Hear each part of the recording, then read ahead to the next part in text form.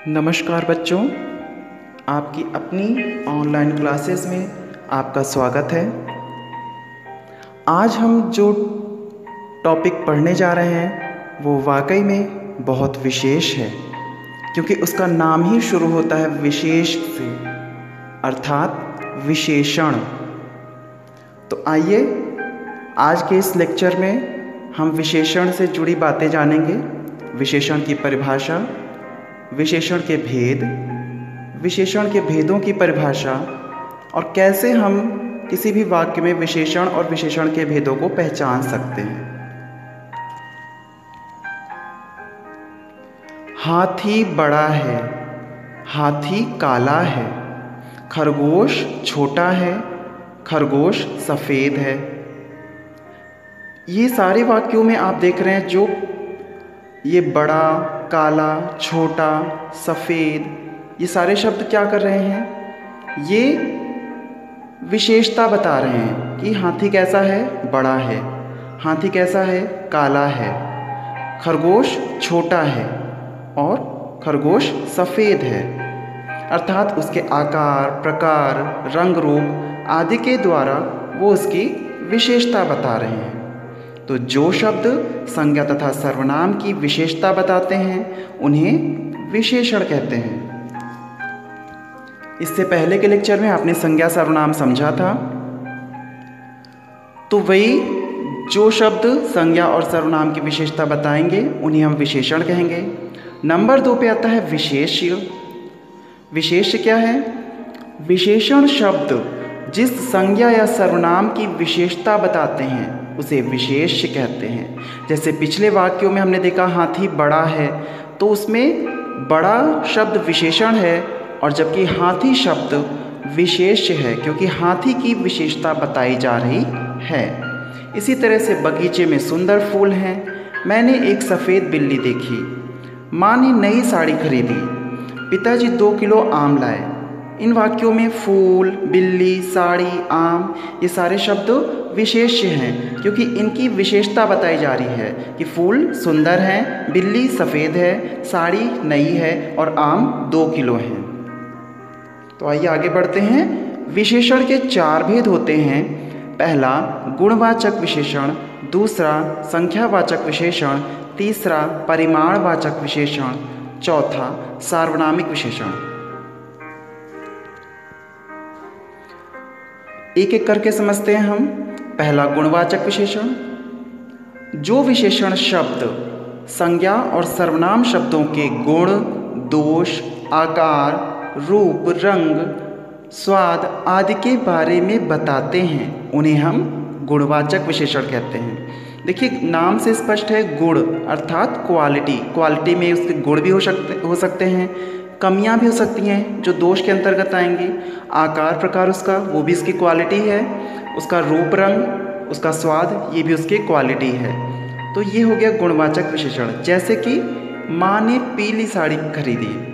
अब इसमें पीली शब्द जो है वो साड़ी की विशेषता बता रहा है, उसका रंग बता करके। इस तरह से ये गुणवाचक विशेषण हुआ।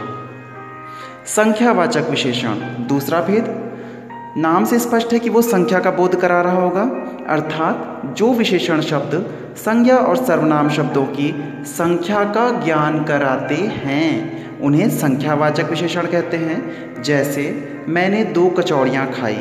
अब यहाँ पे कचौड़ी शब्द संज्ञा है और इसकी संख्या बता रहा है 2 शब्द, तो यहाँ पे 2 संख्यावाचक विशेषण का काम कर रहा है, क्योंकि वो कचौड़ी की संख्या बता रहा है।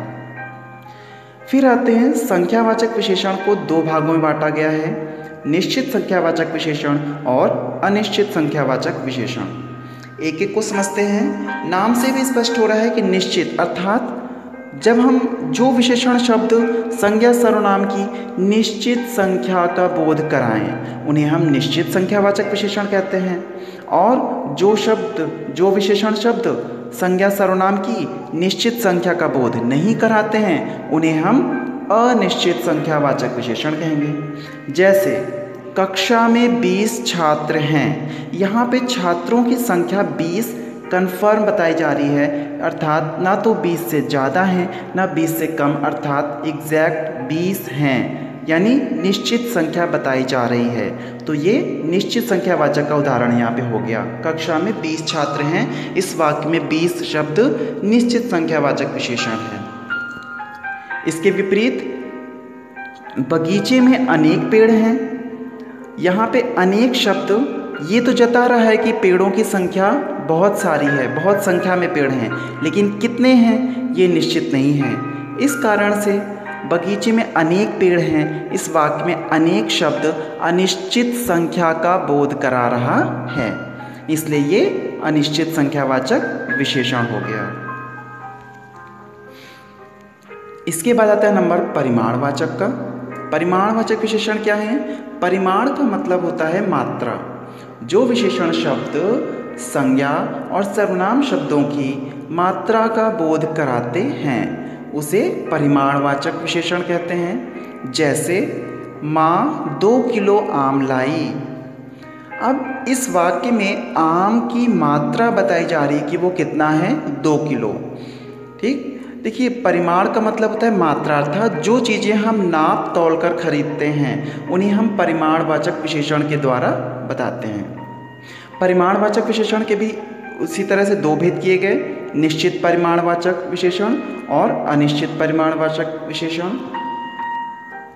निश्चित परिमाणवाचक अर्थात जो विशेषण शब्द संज्ञा और सर्वनाम शब्दों की निश्चित परिमाण यानी निश्चित मात्रा का बोध कराते हैं उन्हें निश्चित परिमाणवाचक विशेषण कहते हैं।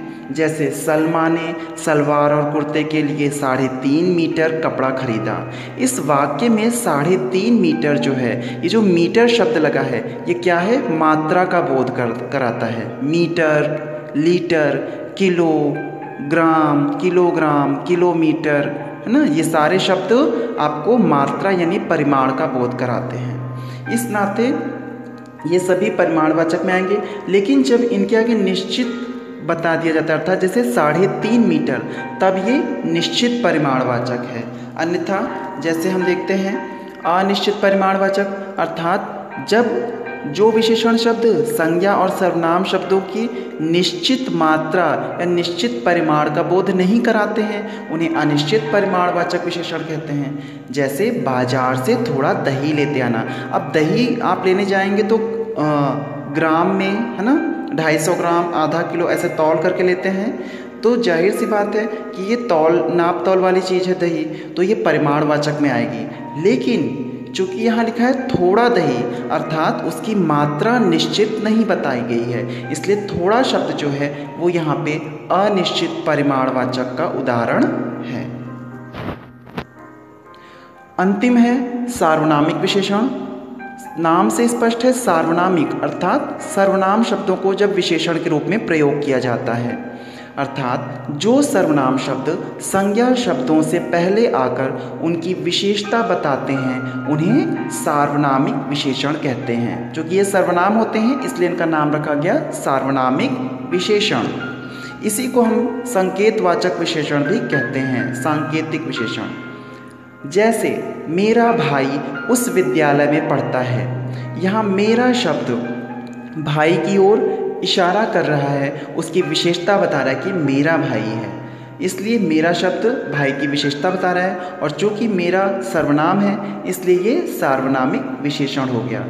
सेम इसी तरह से उस विद्यालय में उस शब्द भी क्या है, सर्वनाम है, और ये विद्यालय के पहले लग करके उसकी विशेषता बता रहा है, इस कारण से ये भी सार्वनामिक विशेषण है।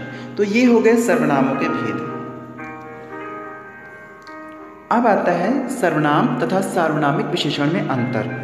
देखिए सर्वनाम क्या था, हमने पिछले टॉपिक में पढ़ा था, जो शब्द संज्ञा के स्थान पर प्रयुक्त होते हैं उन्हें सर्वनाम कहते हैं। ठीक है, जैसे राम अच्छा लड़का है, हमने अगले वाक्य में कहा वह रोज स्कूल जाता है, अर्थात राम की जगह हमने वह का प्रयोग किया तो वह सर्वनाम है। लेकिन जब वही सर्वनाम शब्द संज्ञा शब्दों से पहले आकर उनकी विशेषता बताते हैं तब उन्हें हम सार्वनामिक विशेषण कहते हैं। जैसे सर्वनाम में है वह आ गया, इसमें वह क्या है, किसी व्यक्ति के लिए प्रयोग किया गया है इसलिए वह सर्वनाम है। जबकि सार्वनामिक विशेषण में हम देखें वह लड़का मोहन है।